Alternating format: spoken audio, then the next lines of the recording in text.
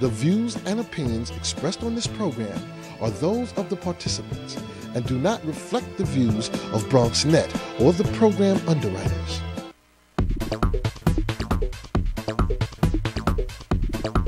BronxNet.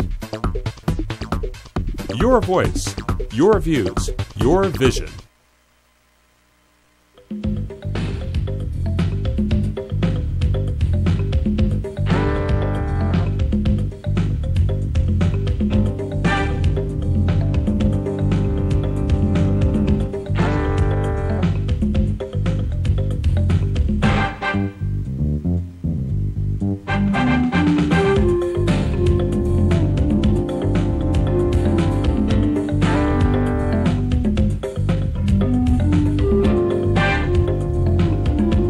Good evening and welcome to BronxTalk. An article that came out in Rolling Stone magazine over the summer raised my concern. It was about plastic bags. These things. The piece starts off by explaining that American shoppers use an estimated 102 billion, repeat, 102 billion plastic bags a year. That's more than 500 per American consumer. These items are more common to us than a loaf of bread and a container of milk. And we all carry them around and we use them and never give a second thought to it. They're literally coating the earth with a substance that will not biodegrade for hundreds of years, if not more. So what is it doing to our planet, our environment, our future? We have a couple of experts in the studio and an author on the phone who can give us some answers about something that we all use without thinking, and they might be literally destroying our planet. You can weigh in with your questions or comments by calling in at 718-960-7241. You can also email comments to us at bronxtalk@hotmail.com, and we'll read those on the air during a future edition of our program. So please join me in welcoming from plasticpollutioncoalition.org, Manuel Mancilla. Good evening. Thank you for joining us. Gary, how are you? And also a PhD candidate in the Department of Media, Culture, and Communication at NYU. Her research is on plastic pollution, and she's an author on the Discard Studies blog and a founding member of the International Plastic Pollution Working Group. Good evening to Max Liboiron. Good evening, and thank you for joining us. And on the phone, an author of Plastic, A Toxic Love Story, Susan Frankel. Susan, how are you over there in San Francisco? I'm doing great. How are you? Okay, we're happy to have you on the show.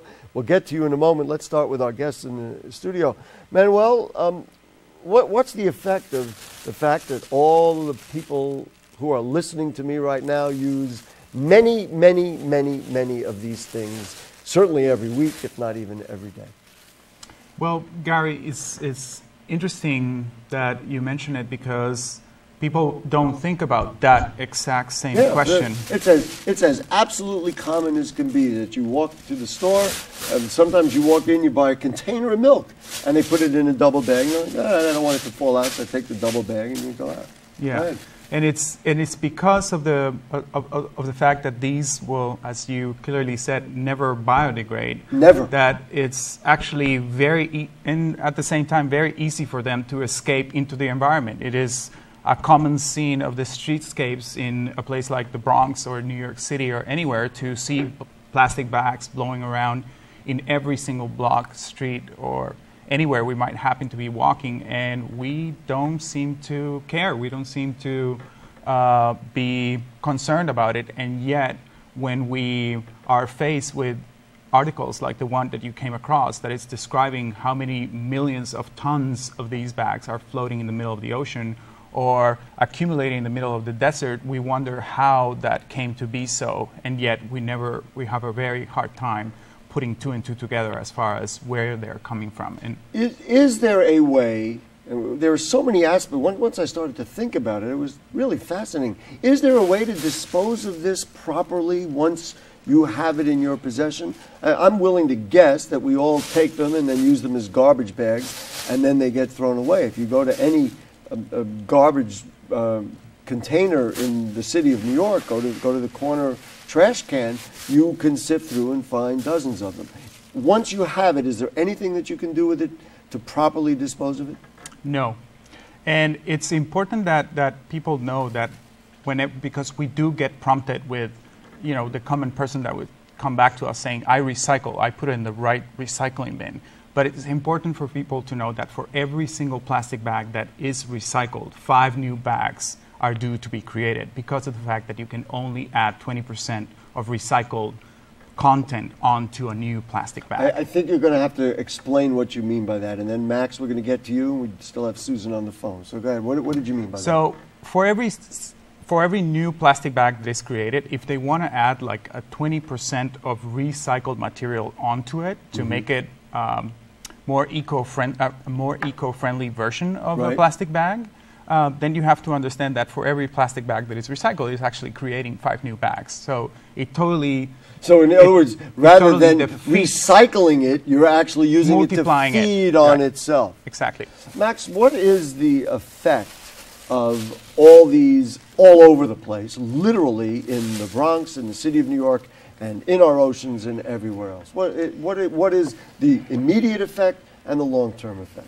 The immediate effect is economic, in that lawmakers, taxpayers, and businesses have to pay for this sort of invisible commodity that is sort of invisible. But then there's also a long-term health effect. All plastics, 95% of plastics leach what are called plasticizers, the molecules, the chemicals that are put into plastic to put the smiley face on it and to make it crinkly and stuff like that. And those get out and they get everywhere in the world. They're in the Arctic, they're in the ocean, they're in fetuses, they're in our bodies. And those have long-term health effects in that they increase cancer, they can deal with brain development. Infertility is on the rise, partially due to plastics, correlated with plastics. And then there are other hormonal imbalances, including obesity, that have been correlated back to plastics and the chemicals that leach out of them. And so the ubiquity of plastics is compounded by the fact that there's also all these chemicals that leach out of them every day. And that's true of all plastics. Silicone leaks a little bit less. Plastic bags are sort of a middle ground. Certain types of plastic leach more, but they all do leach these chemicals. From a utilitarian perspective, is there anything to do with them? I mean, we use them? I mean, like, I've got them. We all use them. Max? What can you do with these things, or just never pick one up and never take them into your house and try and stop using them?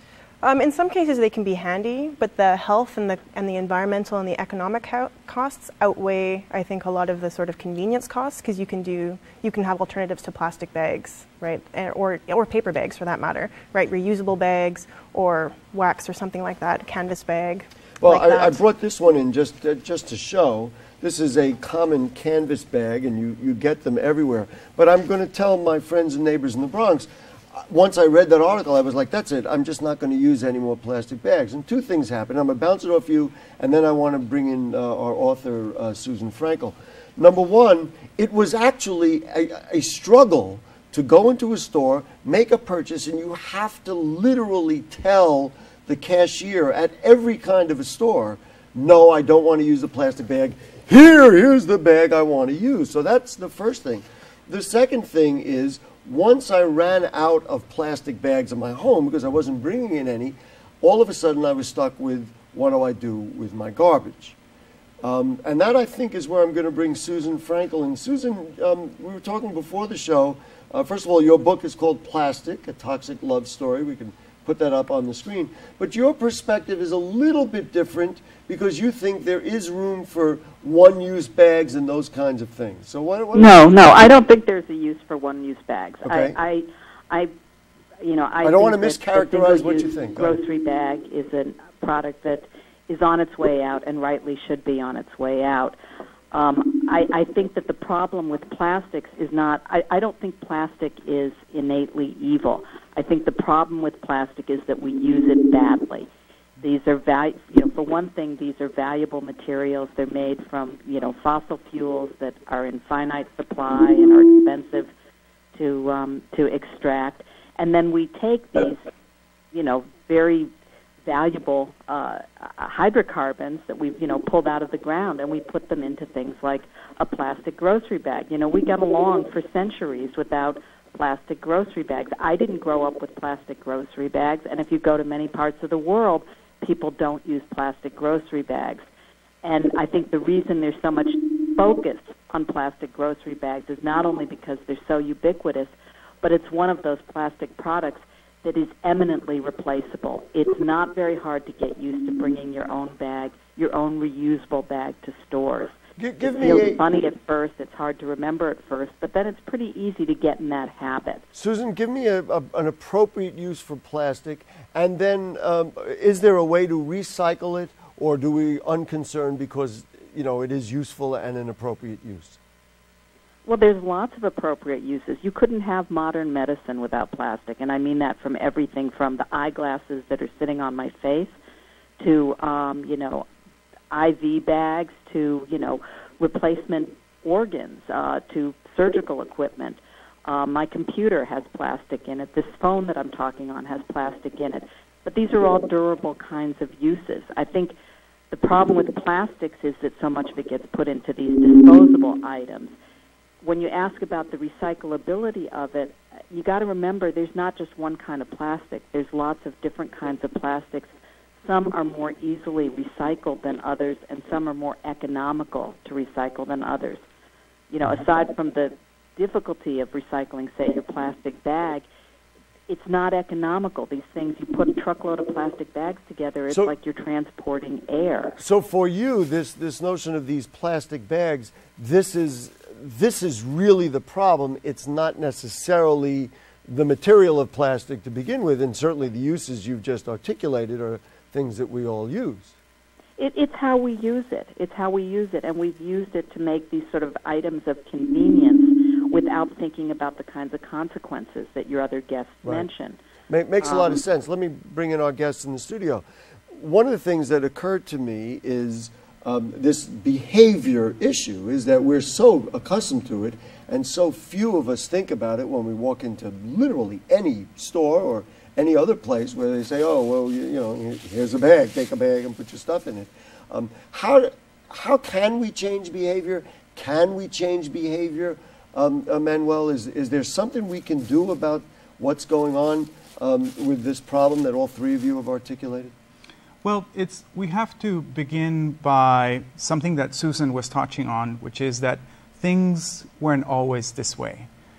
We all know that our parents, or in my case, my grandparents, weren't necessarily using that many plastic bags at all. They were all using either paper bags or using their other materials to transport their goods.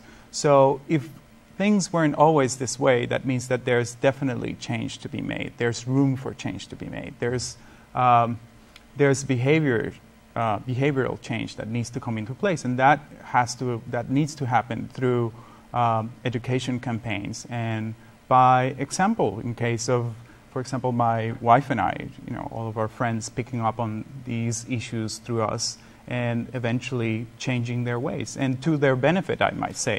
I would like to think also through television programs like this. Max, let's talk a little bit about the politics of it. One thing that was articulated very clearly in that Rolling Stone article, and folks, you can just look up, you know, rollingstone.com and search for plastics, you can find it.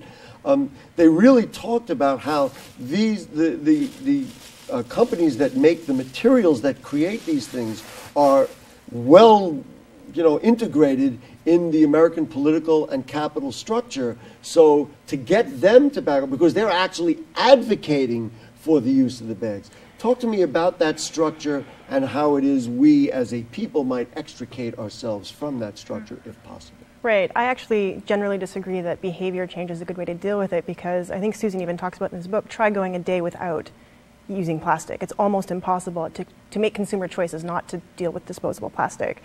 And so the change needs to come at a larger level, at a government or business level.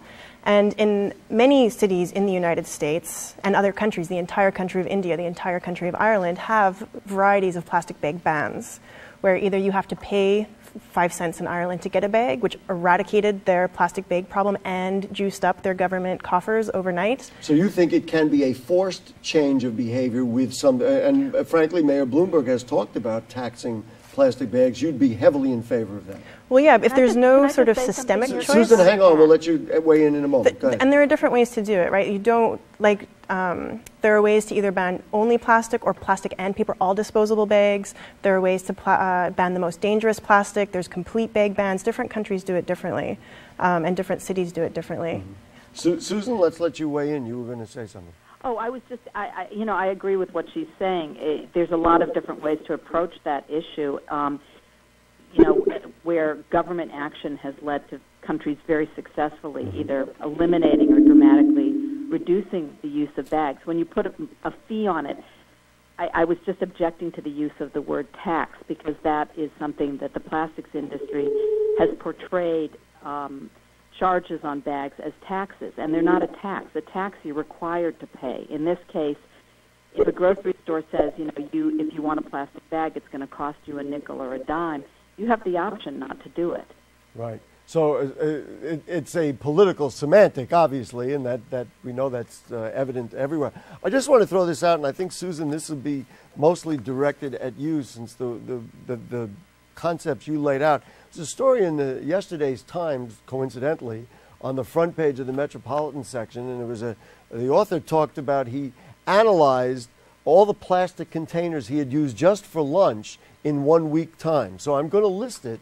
3 plastic yogurt containers, a paper salad box, a paper cereal bowl, which was nice to hear that it was paper, 2 styrofoam plates, 1 plastic salad dressing container, they gave him the dressing in a container, 7 plastic food containers, the rigid ones with snap-on lids, 5 plastic cups, each with a plastic straw, a paper cup with a plastic lid, a plastic water bottle, and 1 plastic fork, 1 plastic knife, and 2, it says, compostable plastic spoons, which he threw out rather than composting, as most of us who live in the city would do. Out of those items, Susan, with your initial statement, are any of those the kinds of things you think, well, there's nothing we can do about? Are all these the kinds of things that, there are substitutes for? Well, most of them there are substitutes for. And again, the problem is, take that list of plastic disposables that you mentioned. There are about 4 or 5 different kinds of plastics there, which is why plastic is so tough to recycle. Plastic has we recycle less than 10% of plastic in this country, and part of the reason is because there are so many different kinds of plastic. So, I live in San Francisco. We don't have styrofoam takeout anymore because styrofoam is so difficult to recycle. So restaurants here, the takeout containers are all paper types of containers which can be composted. And San Francisco also has a curbside and commercial composting program. So instead of that stuff going to landfill, it goes to compost. And that's, I think, where plastic, if the ultimate goal here is to try to reduce the amount of waste and pollution that we're generating, we need to make disposable things out of materials that can either be recycled or composted. Susan, I'm going to put you on hold for a sec. Let's say hello to our friend Mark from Pelham Parkway, who's called in. Mark, how are you? Hello? Yeah, what's up? Hey, Gary. What's up? How's it going? I'm going to make a few observations. If you remember when we were kids, you'd go to a supermarket, you had somebody ring up your purchase, and you had somebody pack your bag, and it was a way of packing. It was a paper bag, as I recall. They got things, right, shopping bags. Then all of a sudden they went to plastic, because this way when you go to a place like Pathmark, plastic bags, you can buy 10, 12 items, and they use 9 bags because they just throw it in, they don't have to pack it, and then you're stuck there holding 9 bags. And then if you break down those 9 bags of the contents you have, you end up having 2 bags of merchandise. So it became a convenience of the plastic bags for businesses, and this way they don't have to use an employee to pack. The other thing is, what really peeves me off more about plastic bags than any other plastic is, it is setting off the ecological thing in the ocean. When I used to scuba dive, we used to find dolphins, whales, turtles dead, and you know what they consumed? Plastic bags. Wow. And it set off the ecology where sharks even have been found with plastic bags in their systems because they don't know it. When you kill food, it sets off a chain reaction. Sure. I think the plastic bags are the biggest detrimental thing to society. Thank you very much, because you've led right into this next thing that I've got, and I don't know if we can get a close shot. Manuel, while they're zooming in, you brought this. You explained what this is. And to the degree we can get a tight shot, I'll say to our director, Michael, that'd be great. So, what is this that we're looking at? Gary, what we're looking at is a water sample from the South Pacific Ocean. And what happens is when they skim the surface of the ocean in search of what is in there, which they will find organic content, which is the stuff that should be on there. But you also notice all of those like little colorful glittering. Yeah, there's a blue thing in there. You can see the blue and the green, and up on top there's a green one. People might be able to see there's something white floating in there. Exactly. Now, what is that? So what happens to plastic once it gets into the ocean is that it photodegrades. It doesn't biodegrade. It photodegrades, and it breaks into smaller and smaller pieces. So what you see there is what in some parts of the ocean accounts for 30 times more plastic to organic content, sometimes even more. Now, where was this found, and when it was gathered, did somebody search around till they got it, or is this reasonably random to just say, well, this is what we're finding in the ocean now? This is a sample that came from our organization, one of our partner organizations called Five Gyres, and basically, as far as that expedition goes, for every single trawl or every single sample that they collected, they found plastic in the ocean. Mm. You know, you brought some pictures of a study or an installation you're doing in the Bronx, right? Yes. So the first thing that I want to show from the pictures you brought were, I guess, landfills. Is that what they were? What were those? It balled up fishing gear. Can we show that, Michael? That very unusual. Well, this is the installation, so let's start with that. What is this installation? Explain what this is. Folks, you could just roll through the pictures while he's talking. This is an art installation that we have currently up at the Target Bronx Community Garden, and it's an installation commissioned by the Museo del Barrio here in New York City. Where is that? It's in front of a school, apparently. It's, yes, I believe that is a school, and that is inside of the community garden. And what I did here is use art as a way to tell the story of how plastic bags get into the environment by making a kind of like a clothing line where community members and also the volunteers from the garden themselves would put up plastic bags that I had collected from friends and, just a day-to-day You don't have to go that consumption. far to find a plastic bag, I can assure you. Right, as a way to show how, for example, reminds people of how these bags will come across in their day-to-day while being stuck on a tree or being, rolling around. They're literally everywhere. Folks, let's get those two other pictures up that I want to show, which to me, just as an example, much like this one, this is, now what is this? This is balled up fishing gear that was found by my wife in Bali, Indonesia. And what is interesting about Bali is that while it for a lot of people is their dream vacation spot, right?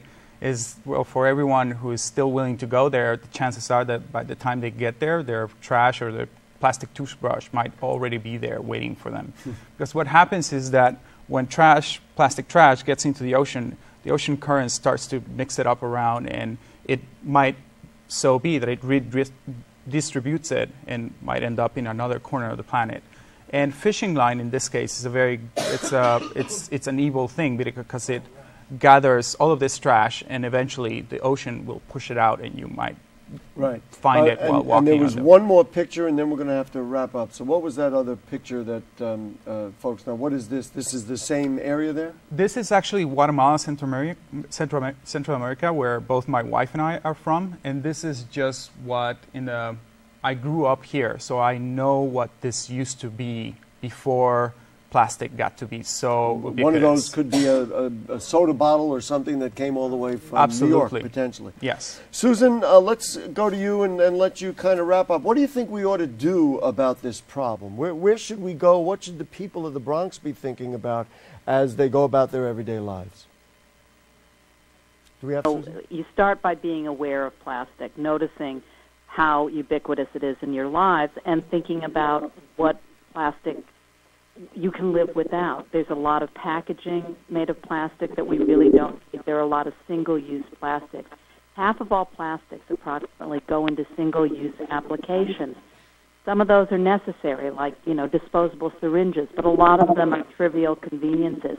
And I think if we weaned ourselves of things like plastic bags or takeout containers, coffee cups, so forth, things that we could use reusable items instead, we would go a long way toward reducing plastic pollution. Susan, I'm just going to jump in because we're almost out of time. So basically, people could bring with them some utensils instead of every time, because they know they're going to have lunch like downtown, instead of every day grabbing another plastic fork, use fewer of them. In my mind also, of course, I have a bunch of these in my car, and every time I go to a store, I just grab one out of the back seat and go in and do my shopping. Susan, thank you very much. The book is Plastic, A Toxic Love Story.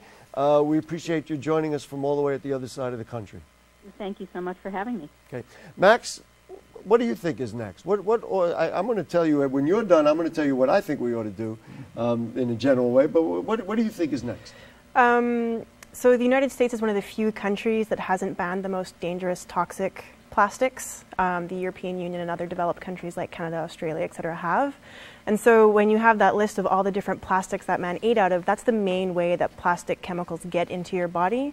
And so first, by trying to personally, as someone who eats, trying to cut out any plastic touching your food, microwave, utensils, anything, because that's the main way it'll get into your body. And then secondly, pushing for legislation that bans BPA, that bans phthalates, that bans the most toxic things that can affect your health. To me, we need the commitment to do it. Jane, you can put up the contact info for our guests, which they've been putting up throughout the show. To me, it's the commitment to do it. We have the commitment to do it, and we'll be able to do it. I believe, this is Gary on his soapbox, we need a national recycling program. Let everybody, you can put people to work, you can take the materials that you get from that recycling and regenerate more. That's a little separate from the notion of plastics, but it's a good way to create a state of mind that we can all do a little better and do more of this and a lot less of this. Manuel Mancilla, thank you so much. And Max Liboiron, thank you so much. And folks, if you have further comments or questions on anything you heard on tonight's show or anything going on in the Bronx, then email them to us at bronxtalk@hotmail.com, and we'll read those on the air during a future edition of our program. Archives of Bronx Talk are available at bronxnet.org. You click Bronx Talk on the right-hand navigation bar. Now, next week, in a way it's about the environment, we'll have an important show about the Cross Bronx Expressway. There's a group in Community Board 9 who's had enough. They want to see if there's something that can be done to deal with this terrible intrusion into the borough of the Bronx. And they have some interesting ideas. It should be a fascinating show, and it's something you're not going to see anywhere else, and you're going to want to know more about it. That's Bronx Talk, next Monday night at 9 and every Monday at 9 here on BronxNet. Now in our 18th year, special thanks to producer Jane Folloro, director Michael Arias, Dina, our cast of thousands who are around us in the studio and in the booth. And to you, good night. Use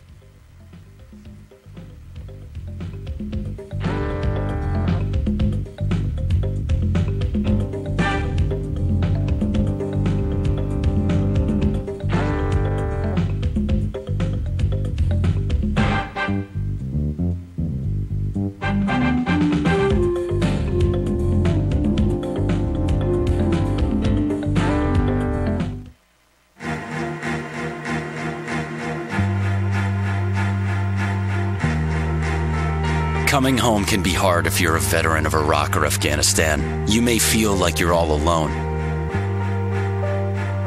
But you're not alone. At iava.org, your fellow vets are all around you.